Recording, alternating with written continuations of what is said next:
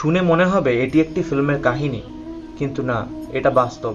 তামিলনাড়ুর পচামালাই পাহাড়ের 18 বছর বয়সী এই আদিবাসী মেয়েটির নাম হলো রোহিণী, যিনি কিনা 2024 জয়েন্ট এন্ট্রান্স মেন এক্সামে 73.8% মার্কস নিয়ে উত্তীর্ণ হন।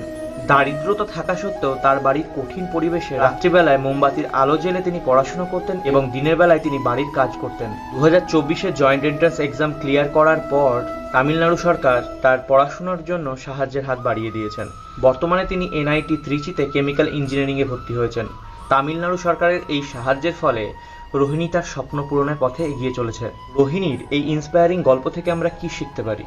আমাদের ব্যাকগ্রাউন্ড যাই হোক না কেন, আমরা যদি ঠিক করি যে আমরা এই সাবজেক্ট নিয়ে কিংবা এই বিষয়টি নিয়ে এগোবো, সেই বিষয়ে আমরা মনোযোগ দিই, তাহলে আমাদেরকে সফলতা থেকে কেউ আটকাতে পারবে না। রোহিণীর মতো এরকম আরও ইন্সপায়ারিং গল্পের জন্য আমাদের সঙ্গে জুড়ে থাকুন।